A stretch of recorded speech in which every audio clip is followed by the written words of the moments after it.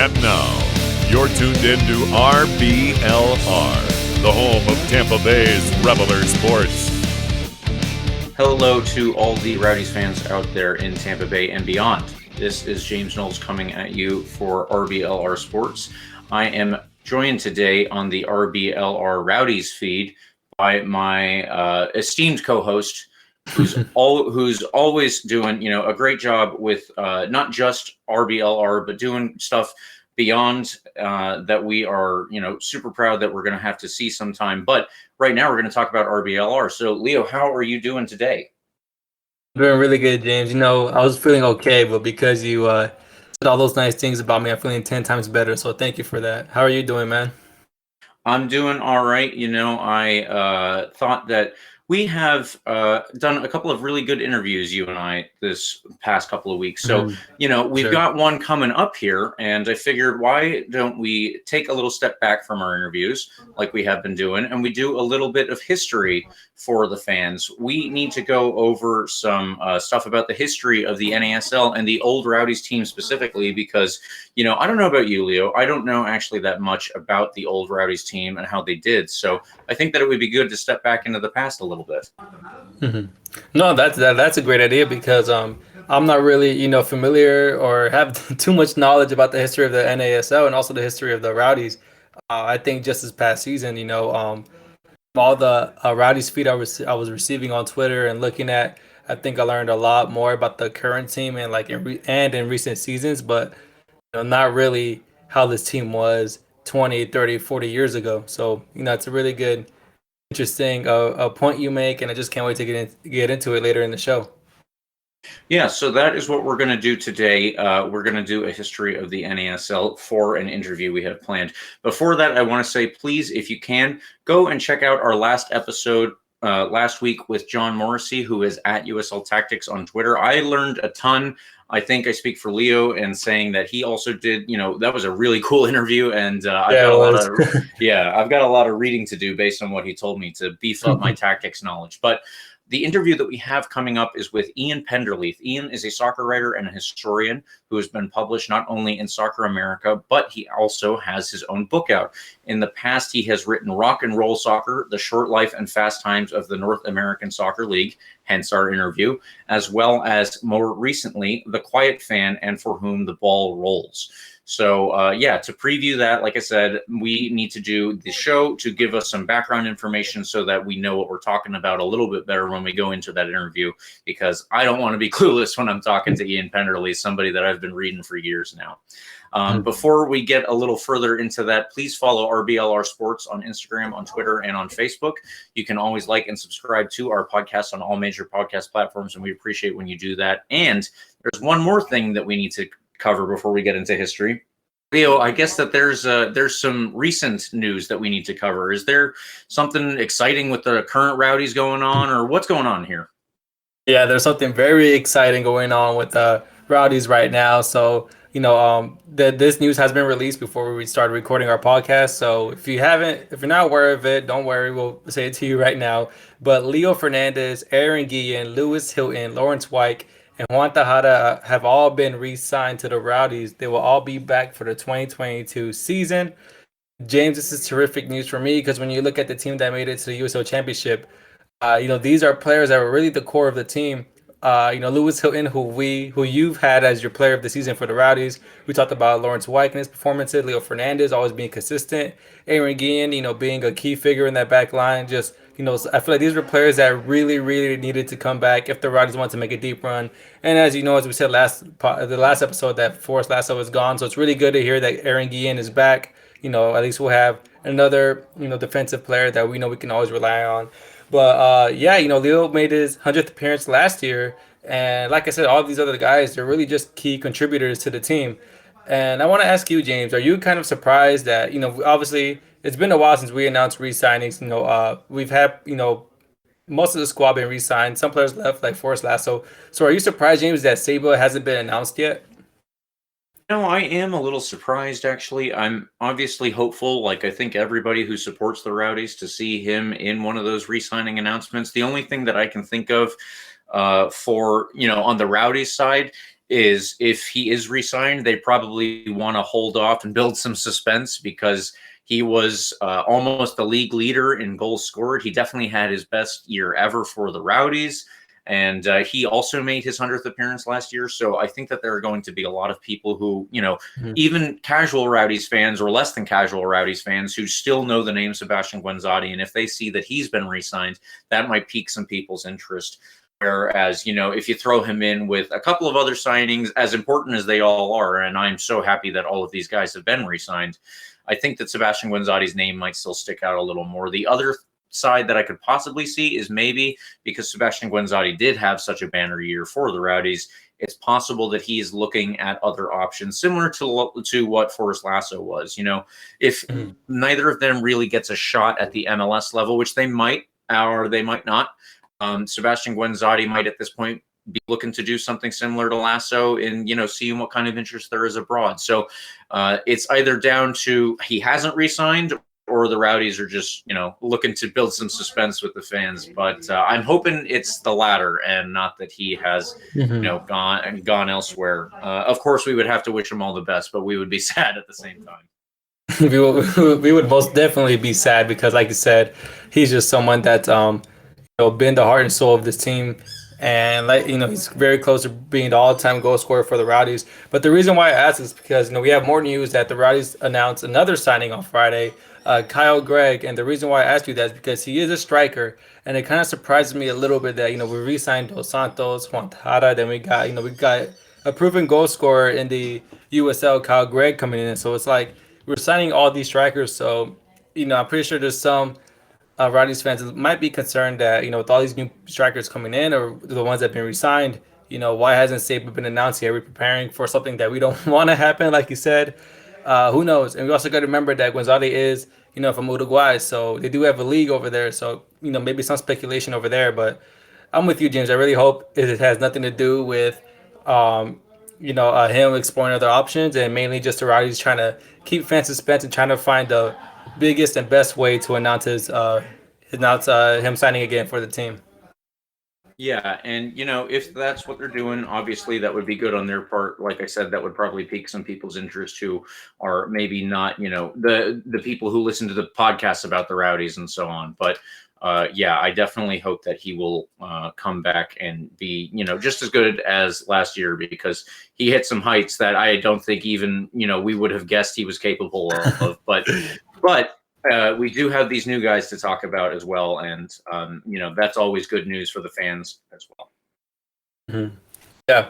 So now that we covered the re-signings and that new addition to the team, I think it's time, James, for you to take it over. Tell us a little bit about the history of the old NASL and just, because I already have very little information of this. So I'm learning as you talk about this subject. So without further ado, just take it away, man. If I have any questions, I will kindly interrupt you. Yeah, please. So everyone listening, this was a format suggested by our producer, Eureka, who has been obviously very helpful along the way in setting this up for us. And I think that, it'll be really good for us to kind of go through it. And then similar to it would be in maybe a lecture setting, I guess. Yeah, if you have any questions, then Leo, you let me know. And hopefully we will help all the people who are listening that have similar questions. But yeah, I would like to say, Sports Illustrated had a lot of soccer content, even when soccer wasn't a big sport. So I appreciate all the people back in the 60s through the 80s who, decided that they were going to take some time to write about this because they provided a lot of information here. But into the old NASL we go. It was in 1966. The World Cup was held in England, and it was actually the first and only time that England won that tournament. Seemingly, there was a very large American audience. Everything that I've read suggests that there was actually a lot more hype, a lot more coverage, and a lot more eyeballs on the screen for this one. I believe that it was the first World Cup that was actually broadcast in America, so that might have been part of it. But that did lead to a lot more people watching it than were expected. And on the back of this, 2 or 3 actually rival soccer leagues started to jockey for position so that they could take over what everybody in America thought might be, some new frontier. The 2 leagues that actually let out were the United Soccer Association and the National Professional Soccer League. So the National Professional Soccer League did not get FIFA sanctioning, while the United Soccer Association did. The United Soccer Association had to fast track themselves so that, they could get going against the National Professional Soccer League, who, while they didn't get FIFA sanctioning, did actually get a CBS TV deal, a pretty big CBS TV deal. So those two teams were going up against each other. And then, unfortunately, after some pretty poor ratings, they decided in the end that, it wasn't enough to go it separately, and they merged, and they became the North American Soccer League, the NASL. That began in 1968 with 17 of the 22 teams that were in the United Soccer Association and the National Professional Soccer League. Some of those folding, obviously, were redundant teams that had, there were two teams in one city, and they ultimately became one team for the NASL. And that season went, unfortunately, extremely poorly in attendance as well as on TV. Many of the investors pulled out, and then CBS did after 1 year too. So it was all but 5 teams that folded, and those 5 teams were the ones that held on to carry the league forward. That was the 1969 season, and that started with 16 games in a round-robin tournament. And that was Kansas City declared winners, but they were only winners because they had the most points after another team folded. It was all looking very badly, unfortunately. Oh my gosh. That hearing that, obviously combining two leagues to make, the NSL, which it sounds like a good idea, because if those two separate leagues weren't really earning money their own separate ways, you think combining two would help, but after hearing that even went more extremely poor in attendance on TV, it's just kind of sad. That's kind of sucked for the NASL to start out, man.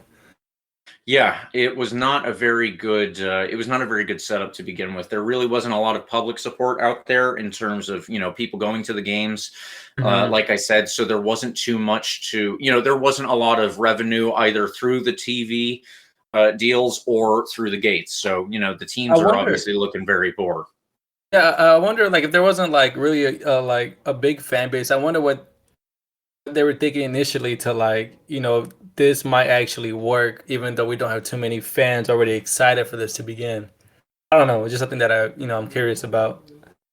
Well, hopefully we can get a little bit more into that as we go. And I've got a couple points that I think will get closer to answering that question than me, who only, did the research for this podcast, because there's a lot more, obviously, than what I read out there. And hopefully I'll be able to find some more in the years that come. But for now, we'll move into what is the 1970 season. And the NASL brought in 2 semi-pro teams, the Rochester Rhinos and the Washington Darts. Those were actually 2 of the most successful teams immediately. And after that, they added 3 new teams in 1971. The league started to seem like it was surviving, at least, which, is better than all but 5 teams folding. You don't want that, of course. And then for the 1972 season, several changes to the rules were implemented in an attempt to make the game more accessible to Americans. So, there are a lot of funny stories about American soccer in the past and different rules they had. One of the things that they do, obviously, with these rules is they implement a clock that actually counts down to 0, because that's what most American fans would have been used to, instead of the one that counts up like we all know from soccer. In the 1972 season, they introduced a 35-yard line from the goal to determine when offside calls actually came into play. So if you think of the blue line in hockey, that is where the offside rule actually comes into play. And they tried to do this in soccer as well. That ultimately did not stick around, and we're going to talk about why a little bit later, but it was another rule to try and, get Americans more used to it, I suppose. I'm not entirely sure what they were going for with that one. And then in 1974, they also introduced a penalty shootout to decide matches that ended in a tie. So I guess still one of the big complaints that Americans have against soccer is that it can end in a tie, which, my personal opinion is that if 2 teams earn a tie, it still isn't enough now for many people, but back then they introduced a penalty shootout. So yeah, there were lots of different rule changes to try and make things a little bit more accessible, and ultimately not many of those stuck around. But Yeah, I think right now, like in college soccer, they still have that rule where the clock starts at 45 and it counts down to 0. So yeah, that's still yeah. I think that college soccer, that's a good point. I think that they still have a lot of, not necessarily all of these rules, like a blue line, that does not exist, but they do still work closer to the NASL game than, the rest of the world does, even including, Major League Soccer, the USL Championship, and so on. So, Yeah. yeah, it's a weird cross pollination of rules there, but the 1970s did show a lot of growth for the NASL. Most of the players in the early 70s were semi-pro, and that started to grow a little bit and get better as the decade went on. The Philadelphia Atoms expansion team, that's ATOMS as opposed to Adam, like my cousin, I suppose. But yeah, the Philadelphia Atoms, they came in and they won over a lot of fans. They even got an SI profile back at the time, and they seem to be doing pretty well. Unfortunately, they did dissolve in 1976, but there were that just sucked. yeah, exactly. It's kind of one step forward, two steps back in a lot of ways. But yeah, the 1974 championship game was televised on CBS, and that was the first game that they had televised since 1968. So obviously, there's been a little bit of progress since that time. And in 1974, there were 8 expansions and there were 2 contractions. So 2 teams lost, but 8 overall. In 1975, there were 5 expansions, no contractions, and that led to 20 teams in that season. So, not too bad. What happens in 1975, though, is going to affect the rest of the league for many years. Teams start to take up a lot of big European names who are kind of getting on in their years and maybe past their prime at this point. So Eusebio is a huge name that people might know. He was a giant of the Portuguese game for several years, and he came over to the NASL. Peter Bonetti is an English player. He also came over to the NASL, and one of the biggest names ever in the sport of soccer comes to North America. Pelé joins the New York Cosmos, and in so doing, tripled their attendance and drew large crowds even away from home. So there was an appetite for these players. But unfortunately, that might lead to things later on that we will get into. A couple of go ahead. Yeah, so quickly, when I remember when Pelé came to the Cosmos, obviously I was not alive, but I remember seeing the film from that day. And it's just crazy to think that like soccer still wasn't even close to being a big sport in the States yet. And to seeing all that huge fan attendance, I think it really showed that there was a future for soccer in the country. And, we got to give credit where it's due. And that's to NASL for sticking together, getting through the hard times, finally getting the game televised back on CBS, but most importantly, signing, arguably the greatest player to ever play the game, Pelé, to one of their teams in the New York Cosmos. Yeah, and they did help out actually with the crowds, like I said. So with that new interest that they developed, a couple big CBS televised appearances then turned into a contract with ABC for the 1976 season. So they are back on television on a more regular basis, not, every game, not most games even, but definitely regularly. And I think that helps too. So in the 1978 championship game, the Cosmos were there, and were hosting, I should say. They sold out a 73,000 plus giant stadium at the time, and they won as well. You can see that, they're generating a lot of interest here. After that, the LA Aztecs became one of the bigger teams. They signed George Best in 1976, but he was crazy. Yeah. And unfortunately, at the time, he was another one that was past his prime, but still, obviously, a lot of people are going to come out to see George Best. He was ultimately traded to Fort Lauderdale in 1978, and in 1979, the Aztecs replaced him with Johan Cruyff, another one of the biggest players to ever play the game. So these guys are generating a lot of interest, but there's a lot of issues with the players in terms of their not only their interest when they're out on the field, but the amount of money that they're soaking up from these teams.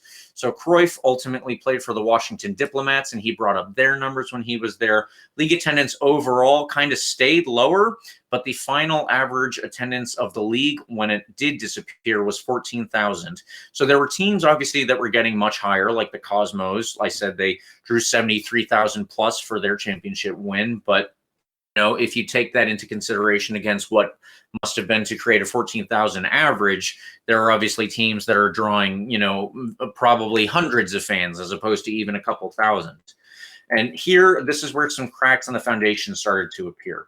The NASL disregarded a report that was commissioned by its membership owners, and they continued to go with the spirit of expansion, let's say, that they had started with. The report that was commissioned by its members, it said, they need to work on strengthening existing teams and starting to limit expansion right now because of the problems that they were seeing pop up. Unfortunately, as I said, they did not go with that. So one of the quotes that I saw that kind of leads to, showing what everybody has to do here. The New York Cosmos signed Pelé. The San Diego Soccer's president, after this, would describe the team and his team and the demise of the NASL partly down to everyone had to sign a Pelé. So if they can't have him, obviously, what are they going to do? They have to go sign somebody who's as close, like I said, Johan Cruyff or George Best. These are some guys that they have to bring in. Johan Neeskens was a very big name at the time. And these are players who are commanding gigantic salaries for the period. The other problems that show up are related to how Americans at the time felt that the NASL was maybe, let's say, too foreign. It's not, the rosiest picture of things, but it is kind of the way that it was portrayed. Despite the college draft that was started in 1972, the league did remain heavily foreign in terms of the players that were actually playing and the players that were, being marketed by the different teams. So only 2 North Americans were required to start each game, and that almost became a rule. So if you think about, the Americans, the Americans and the Canadians that are out there, they're probably not going to be as good as, let's say, these top English players that they're trying to bring in.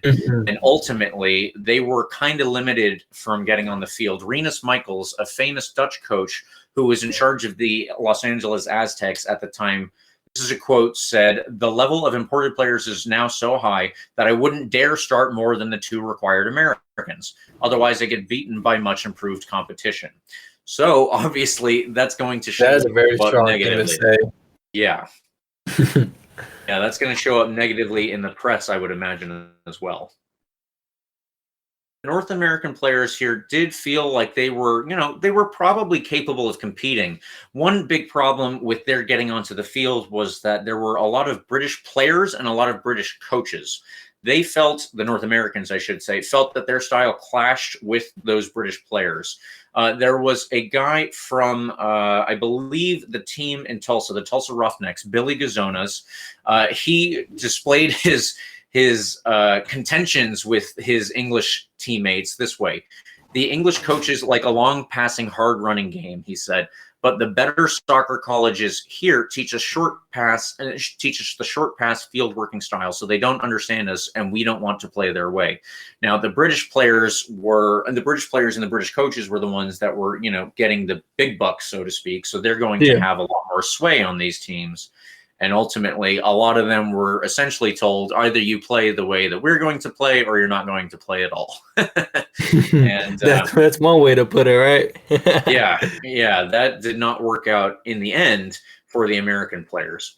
There was a small strike that took place before the 1979 season. It didn't really gain a lot of support amongst the players, but it was mostly American players, I believe, who were looking to beef up their own wages because the foreign players on their teams were often getting these higher contracts, which makes sense based on what we've discussed so far.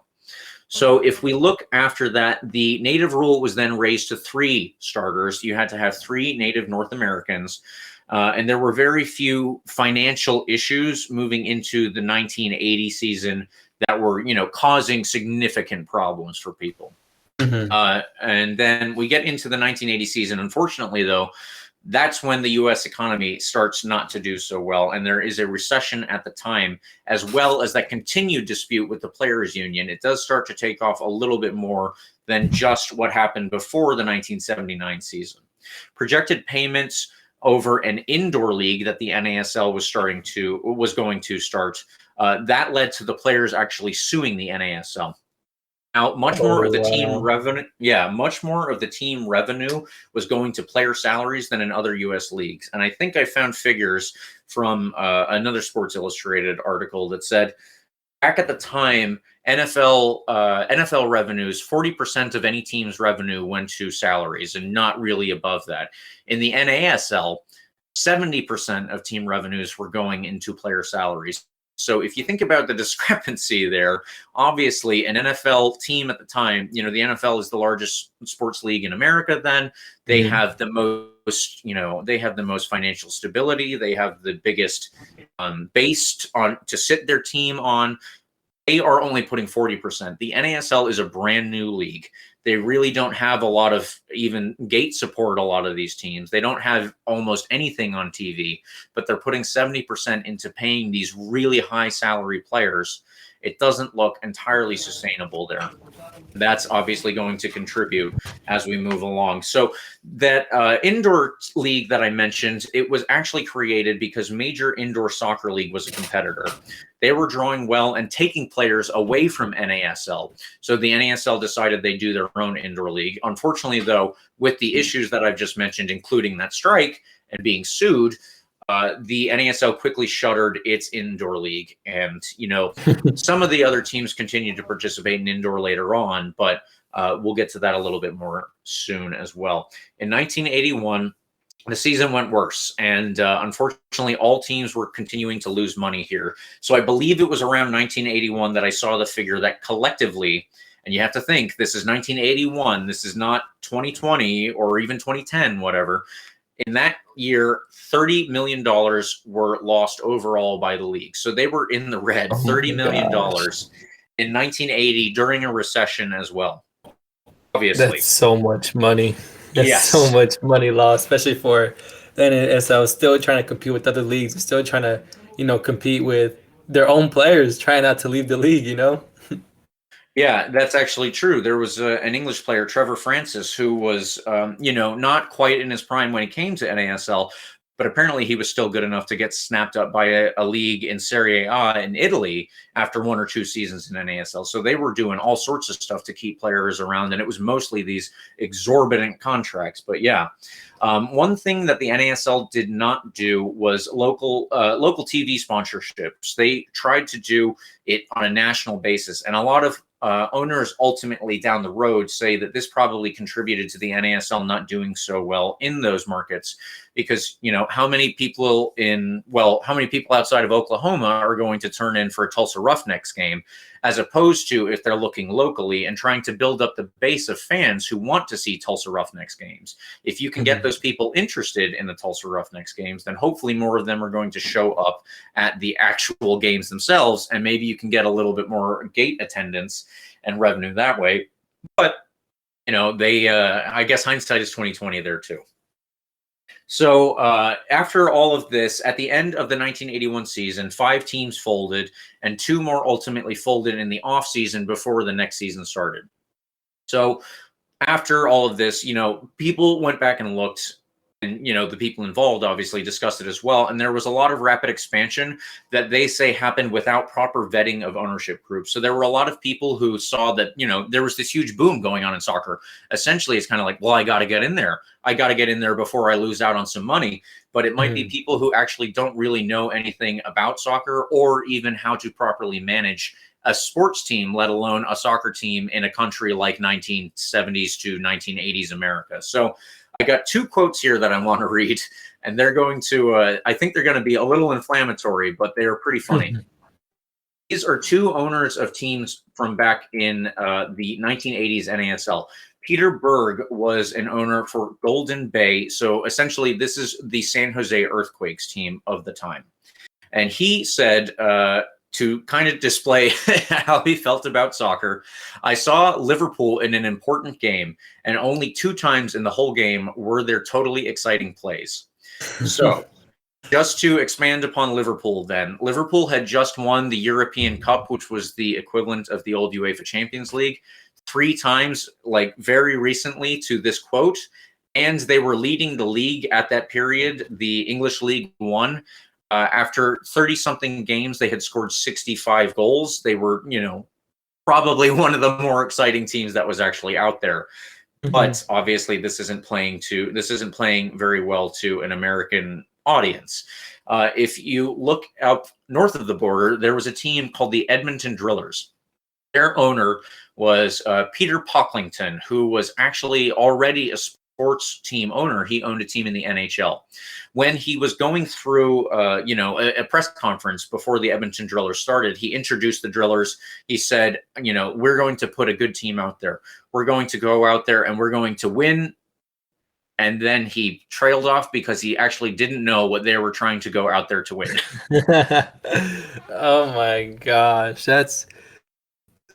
You see, I think this is what happens when, I think of Bitcoin, where like when it first, or cryptocurrency, when it first started coming up and people had no idea what it was, but because it was trending, they decided to get their hands on it, and now they're losing money because they're not sure how it works. This is exactly what happened to the NA. So at the time when you got these owners who don't know how to run a sports team or soccer team, and eventually they get embarrassed by the stuff they say, and it hurts the league overall.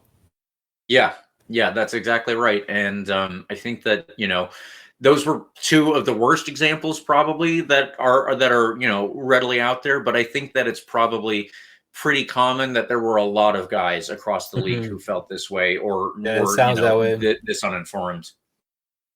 Yeah, so it's unfortunate, but that's the way that it was back then. And the remaining 14 owners at that time, they were trying to obviously right the ship and make sure that this league can at least survive. It's not going to, go away. And then maybe afterwards they can try and build it back up. So those owners voted to remove the league commissioner who had gone for such rapid expansion all those years. And at that time, they also tried to bring the World Cup to the U.S. in 1988. This was after in 1986, Colombia withdrew. And instead, at that time, FIFA awarded it to Mexico, who obviously, prior to the U.S., had a much stronger and much deeper soccer history. They had a very good league. It was well established, and there were genuine Mexican soccer stars. So I think that FIFA had a lot going on there. But there's also some reports of sabotage by members of the USSF. So the USSF is the U.S. Soccer Federation. Now, why would they be sabotaging the World Cup bid? It's actually shown, at least in the record that I could find from reports by Sports Illustrated and others, that there were some instances of jealousy by a USSF who didn't really know how to handle all of this new interest in soccer and couldn't really take it on themselves. So supposedly, and this is just a report from what I read in Sports Illustrated, this might not be something that happened at the time, but it was reported there. A USSF member called FIFA and called the president at the time, João Avalanche. He said that the U.S. was not able or ready to host a World Cup. So that a lot of people thought influenced how FIFA ultimately decided to give that to Mexico. And, I'm not entirely sure, again, all of the veracity of this report. It's just something that it was something that at least Sports Illustrated felt strong enough to put in their paper. But I think that, that kind of shows that there was more than just the bad ownership going on. There were also people who didn't know how to handle what was going on in a different area from what the USSF was doing on its own. I just say real quick, James. Go ahead.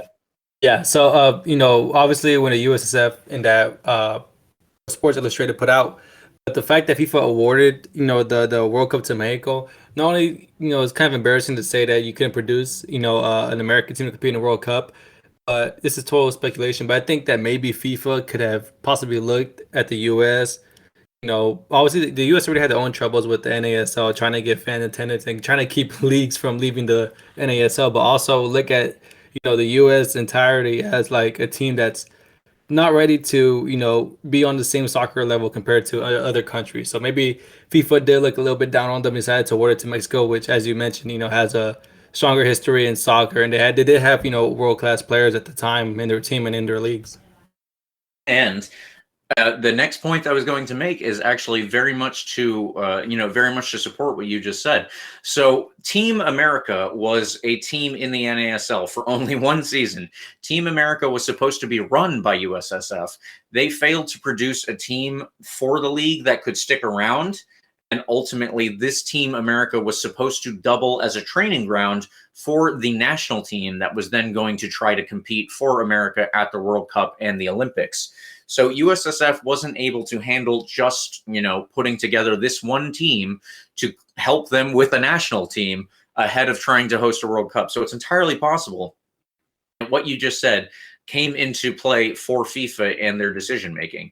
It was, it was kind of difficult for them to handle, but I don't know, if it was, and I would like to look into this Team America more on my own time, but it was too much for USSF to deal with, just getting themselves onto the field all the time. I don't know that it was, necessarily a good idea for them to handle that, because they obviously had a lot of responsibilities putting together a national team, as well as trying to oversee, referees and the youth soccer in America. It would be difficult for them to handle all of this extra responsibility in a league that's as crazy as the old NASL. But yeah, so there's a lot to go on there. One thing that the NASL did get right in their attempt to try to make things a little better, they reached a CBA, a collective bargaining agreement with the Players Association. This included cuts overall, and it created a salary cap to the league that would prevent this kind of race to the top that actually was a race to the bottom in terms of spending. Player rosters were reduced from 28 to 19, and the automatic 10% raise in player salaries was to be discontinued. So players would only get a 10% raise in salary upon their second season on a contract. And that was, a little bit better in terms of what the teams had to put in for money.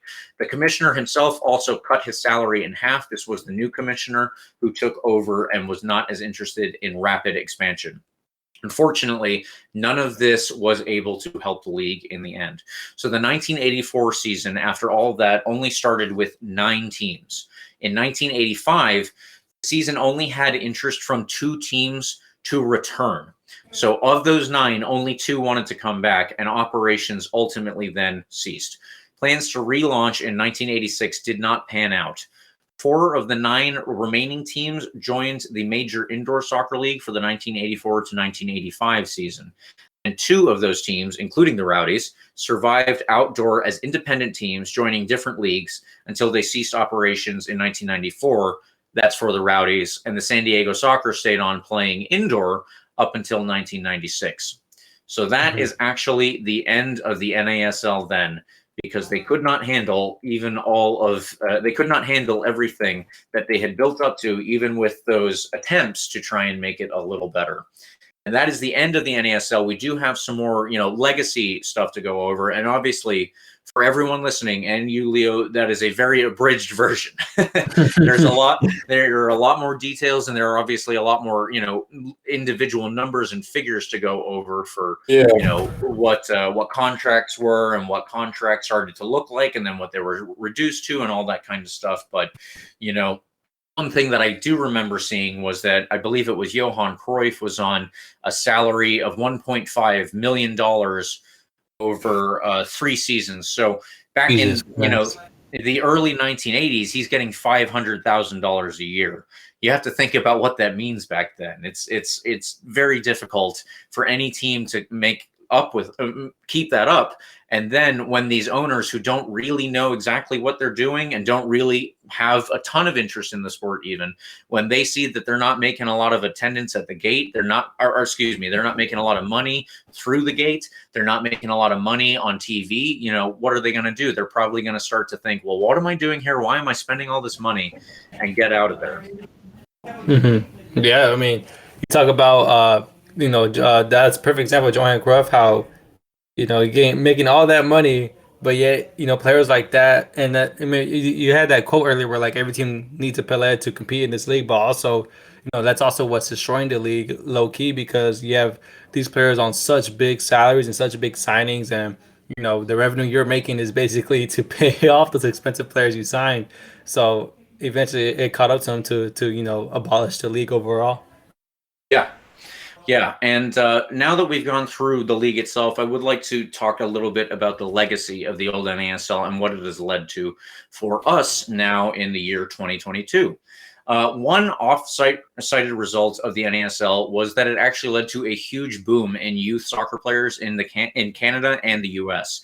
So, especially in the U.S., there was a really big uptick in youth, youth sports players actually participating in soccer. So where athletes might have, played baseball or football or basketball growing up, a lot more kids through the 1980s started playing soccer. And I think that we saw the benefits of that through the late 90s and then a lot more in the 2000s. And it is still the case today, as far as I'm aware, that soccer is the most frequently played youth sport in America.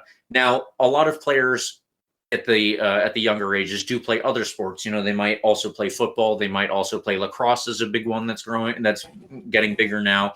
And then they might transfer into, one of those sports on a more regular basis when they hit the teenage years. But it was a big thing at the time for there to be this huge uptick in American soccer players at the youth level, because that really didn't exist at the time. We did reap the benefits, but the NASL, of course, did not. Now, in 1988, FIFA awarded the 1994 World Cup to the U.S.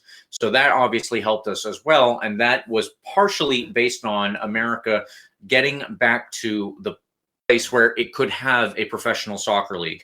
That was, of course, Major League Soccer, which started in 1996. The 1994 World Cup was still, I believe it is still, the best attended edition of the tournament ever. So that's a little feather in our cap.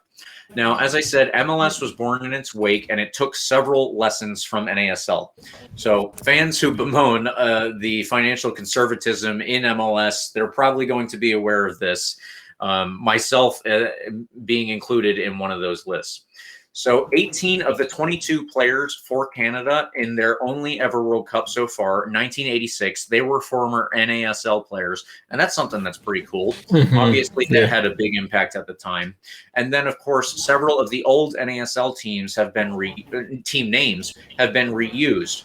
So that includes the Portland Timbers, the Seattle Sounders, San Jose Earthquakes, Vancouver Whitecaps, all up and down the West Coast there. And then if you look to the East Coast, there currently are the New York Cosmos and, of course, your Tampa Bay Rowdies. Recently, the Tulsa Roughnecks did exist. They have since been renamed FC Tulsa, so that name does not continue. But, that's just something to know for people who are aware of the Tulsa team. The Rowdies also participated in some of those NASL indoor seasons, as I said. If you look at the major indoor soccer league, that ceased operations in 1992. Two further iterations of that league also started and then folded. Right now, the major arena soccer league, that continues to this day. I think that has probably taken lessons from the former indoor soccer leagues, just like MLS took from NASL. And the Florida Tropics play in Lakeland. They are, I think, a team that several Rowdies fans will probably be aware of. But, they are still going in the major arena soccer league. The Tampa Bay Mutiny also existed. They were in MLS from 1996 to 2001. Unfortunately, they did fold. But, of course, that did lead to us now having the Tampa Bay Rowdies, which I am personally a big fan of. They had a few big-name players at the time, such as Carlos Valderrama, Mamadou Diallo, Scott Garlick, Frankie Haydock, Roy Lassiter, Raul Diaz-Arce, and Steve Ralston. They also had Caleb Porter as a player, although he didn't really hit the heights there. Caleb Porter is much more known now as a very good coach who has won the league. He's a really good coach, yeah. Yeah, he has won Major League Soccer with both the Portland Timbers and the Columbus Crew, where he is today. So all of those, I would say, are parts of the legacy that NASL left behind. But I do want to go really quickly take some time to read through the NASL team names, because if you'll allow me, there are some really silly team names out there that I think people might get a kick out of.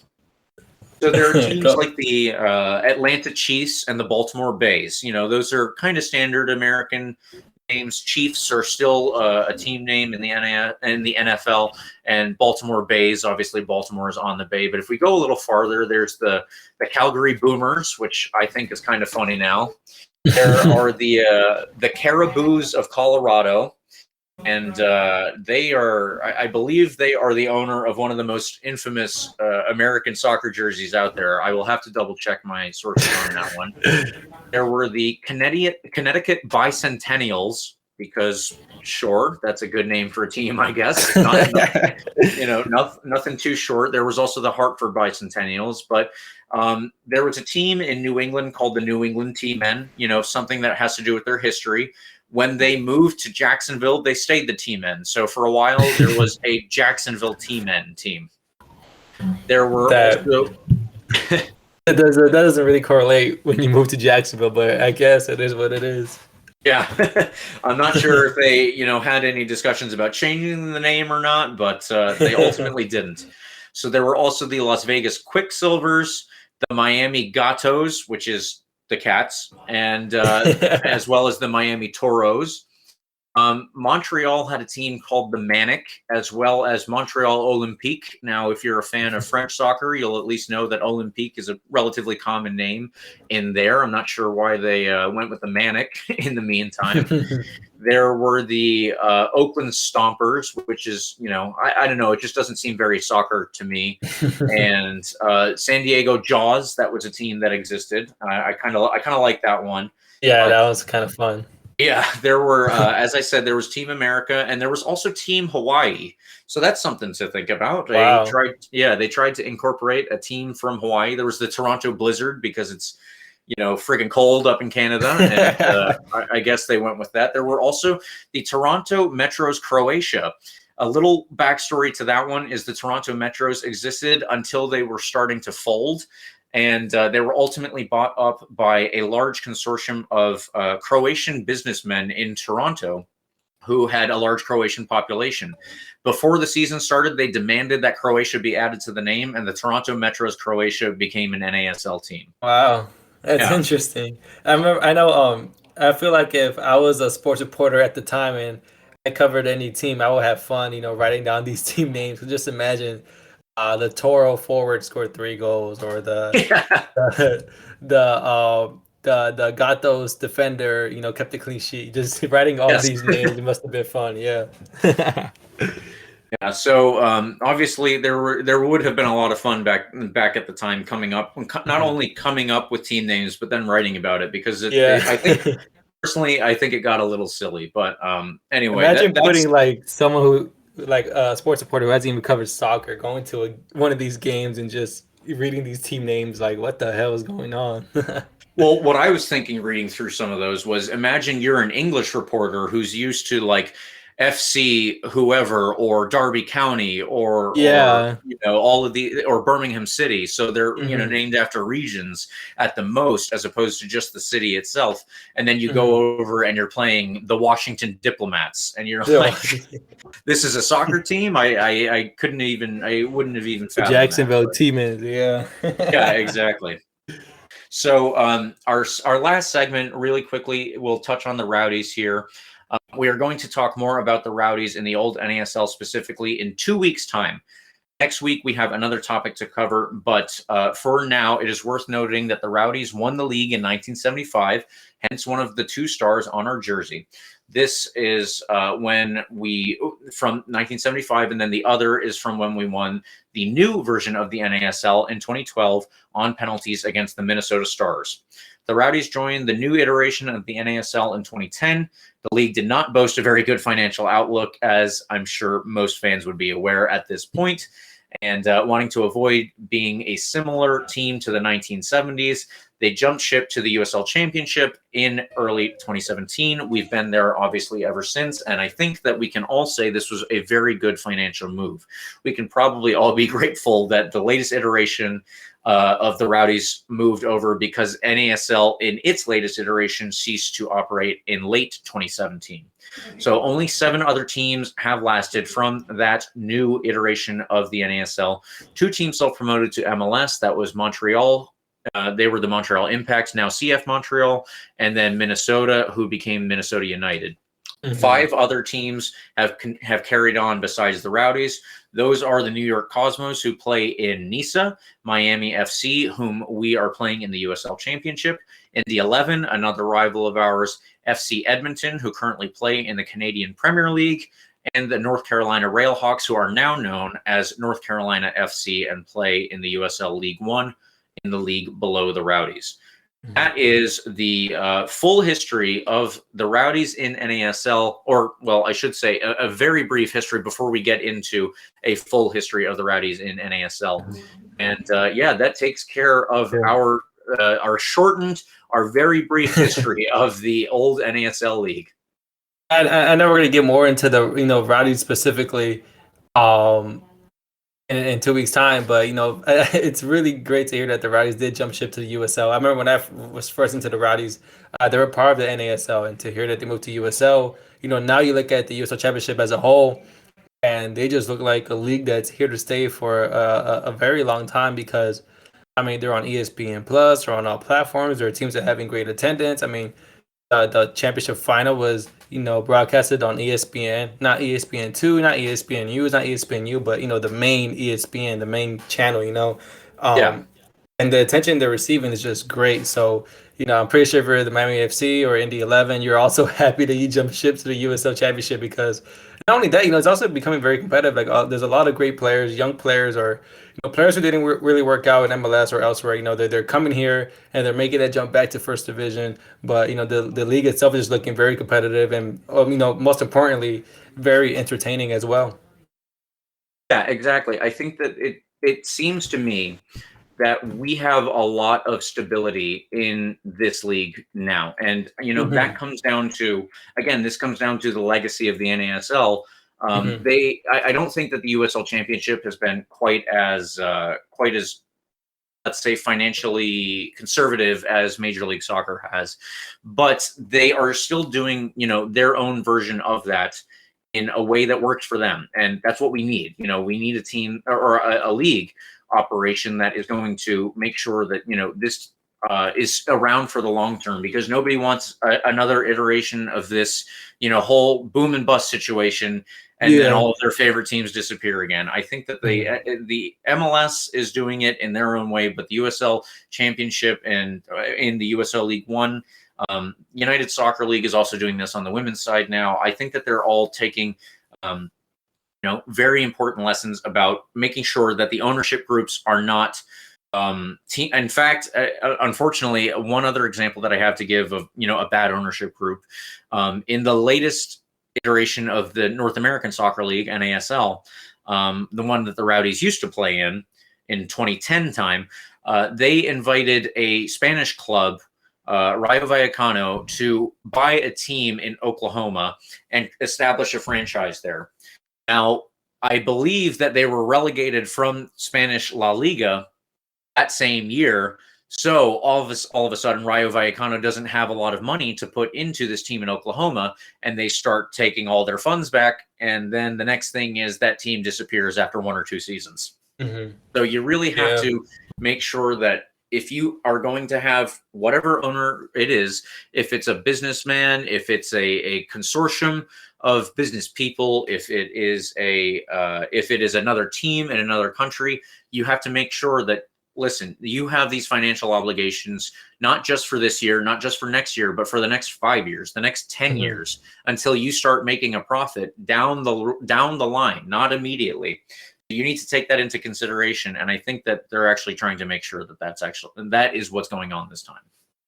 Yeah, and just to add on to your point, like nowadays in regards to owners, we're getting professional athletes, from other sports starting to, have their own name in the ownership groups for MLS teams or USL teams. But it just shows that although they might not have that soccer personnel, they do have that sports personnel and how a club runs from inside the team. So the fact that they're also trying to get involved in an ownership group. In my opinion, I think that kind of helps because you get that perspective from an athlete. Although they might not be a soccer player, at the end of the day, they are an athlete, and they can help you with that kind of sense of how to make sure this team does not really get fall get rid of by the league, or they just cease to exist. They really provide an input of how it should be run the correct way.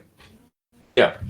Yeah, and like I said, all we can hope is that they are taking the proper formulas to get all of this, not just down the road, but back when into the future when you and I are old and we're talking about the old, the Rowdies that almost won the league in 2020 and 2021, and hopefully by then we'll have a lot more stars on our crest. But that should do it for us this evening. If you listeners have any questions about the Rowdies in the old NASL, please let us know. You can use the hashtag AskRBLR. We obviously love getting questions from you guys, and I hope that this kind of gives everybody a springboard to learn about the old team a little bit more and the old league a little bit more, if you would like. Like I said, we are going to have next week. We're going to do a primer on the CONCACAF World Cup qualification because I support the U.S. Leo, you support Mexico, and we've got a lot to talk about coming up with these games. So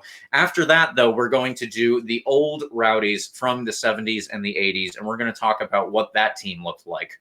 So following that, we should have our interview with Ian Penderleaf. And at that point, I'm assuming we will have an actual stable basis to talk about, what happened in the past. And he can, fill in a lot of blanks that you and I have, probably a lot more questions that we would have gone through here if we had him as a proper source. But that's going to do it, like I said, for tonight. And please, if you will, follow RBLR Sports on Instagram, Twitter, and Facebook.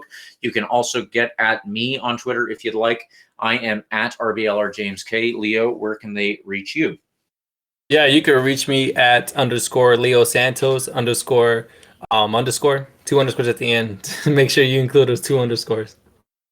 If you don't include them, you will not reach him, and you will be missing out on that source. But also, please like and subscribe to our podcast. We're on Spotify, the iHeartRadio app. We are on Apple and Google Podcasts. We are also on YouTube and all other major podcast platforms. But for this week, and even in the 1970s and the 1980s, I just want to say, come on, you Rowdies.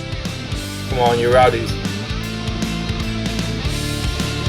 Thank you for tuning into this presentation by RBLR Sports. On your way out of the stadium, please remember to like and subscribe.